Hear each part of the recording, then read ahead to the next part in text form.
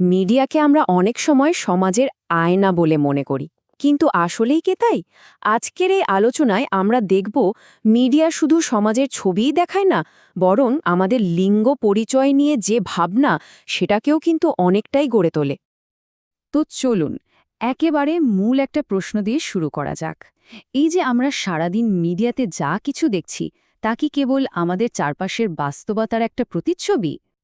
না, উত্তরটা ঠিক অতটা সহজ না।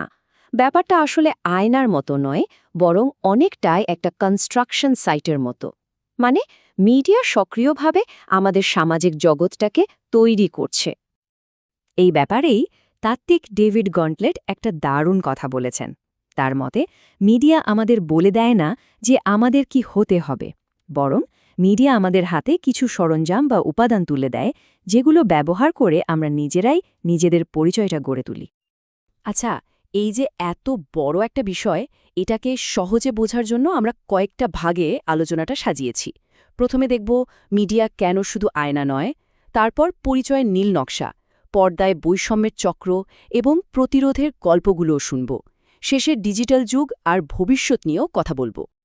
বেশ, তাহলে প্রথম পয়েন্টটা দিয়ে শুরু করা যাক।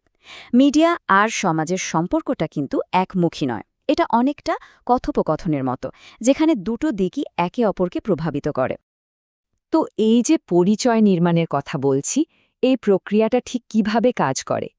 এর পেছনের তাত্ত্বিক কাঠামো বা ব্লুপ্রিন্টটা একবার দেখে নেওয়া যাক। এই পরিচয় তৈরির প্রক্রিয়াটাকে আমরা 4টা ধাপে বুঝতে পারি। প্রথমত, গেই তুচম্যান বলছেন প্রতীকী অবলুপ্তির কথা।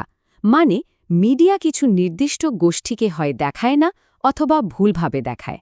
এরপর লিজবেট ভ্যান জুনেন দেখান কিভাবে নারী আর পুরুষকে দুটো আলাদা খোপে, মানে ব্যক্তিগত আর সার্বজনিক ক্ষেত্রে ফেলে বিপরীত হিসেবে দেখানো হয়। তৃতীয় ধাপে স্টুয়ার্ট হল বলছেন মিডিয়া বাস্তবতাকে হুবহু তুলে ধরে না, বরং নিজের মতো করে একটা দৃষ্টিকোণ থেকে পুনর্গঠন করে। আর সবশেষে জুডিথ বাটলারের মতে মিডিয়ার দেওয়া এই স্ক্রিপ্টগুলোই আমরা আমাদের প্রতিদিনের জীবনে অভিনয় করি, আর এই করতে করতেই আমাদের লিঙ্গ পরিচয়টা তৈরি হয়ে যায়। এই যে এত তত্ত্বের কথা বললাম, বাস্তবে এর প্রভাবটা কেমন? চলুন এবার কিছু ডেটা দেখি, যা পর্দার এই বৈষম্যকে আরও পরিষ্কার করে দেবে। দেখুন, এই সাম্প্রতিক পরিসংখ্যানগুলো কিন্তু বেশ ভাবার মতো। যেমন, সংবাদে নারী চরিত্র বা বিশেষজ্ঞ হিসাবে দেখানো হয় মাত্র ২৬% ক্ষেত্রে, আর যে ধরনের প্রতিবেদন গতানুগতিক ধারণাকে চ্যালেঞ্জ করে তার সংখ্যা তো ২%-এরও কম। এই ২৬% সংখ্যাটার দিকে একটু ভালো করে নজর দেওয়া যাক। এর মানে হল, সংবাদে আমরা যাদের কথা শুনি বা যাদের দেখি, তাদের প্রতি ৪ জনের মধ্যে মাত্র ১ জন নারী। একবার ভাবুন, এই ভারসাম্যহীনতা কতটা প্রকট। আর মিডিয়ায় এই কম উপস্থিতির ফলেই একটা চক্র তৈরি হয়। প্রথমে আসে সাংস্কৃতিক অবমূল্যায়ন, মানে সমাজ নারীর ভূমিকাকে কম গুরুত্বপূর্ণ ভাবতে শুরু করে। এর ফলে মিডিয়ায় বাধ্য স্ত্রী বা এই জাতীয় ছাঁচে ফেলা চরিত্র বাড়তে থাকে। আর সেই সুযোগে শুরু হয় জেন্ডার মার্কেটিং, যা আমাদের নিয়ে যায় পিঙ্ক ট্যাক্সের মতো অর্থনৈতিক বৈষম্যের দিকে। এই পিঙ্ক ট্যাক্স ব্যাপারটা কিন্তু কোনো সরকারি কর নয়, এটা হলো এক ধরনের অর্থনৈতিক বৈষম্য। যখন একই জিনিস শুধু মেয়েদের জন্য তৈরি এই তকমা দিয়ে বেশি দামে বিক্রি করা হয়। যেমন ধরুন, একই কোম্পানির দুটো রেজার, শুধু একটা গোলাপি রঙের বলে সেটার দাম বেশি, এটাই পিঙ্ক ট্যাক্স। কিন্তু তার মানে এই না যে এই স্রোতের বিরুদ্ধে কেউ কথা বলেনি, অবশ্যই বলেছে। চলুন দক্ষিণ এশিয়ার কিছু অসাধারণ প্রতিরোধের গল্প শুনি, যারা এই প্রথাকে চ্যালেঞ্জ জানিয়েছেন। ভাবুন, ১০০ বছরেরও বেশি আগে বেগম রোকেয়া কি অসাধারণ দুটো চিত্র এঁকেছিলেন। একদিকে অবরোধবাসিনীতে তিনি দেখাচ্ছেন নারীদের দম বন্ধ করা বাস্তবতাকে, আর ঠিক তার উল্টো ছবিটা আঁকছেন সুলতানার স্বপ্নতে, যেখানে নারীরাই চালাচ্ছে এক উন্নত শান্তিপূর্ণ সমাজ। এরপর যদি আমরা আরেকটু সাম্প্রতিক সময়ে আসি, সমাজকর্মী কমলা ভাসিনের কথা বলতেই হয়।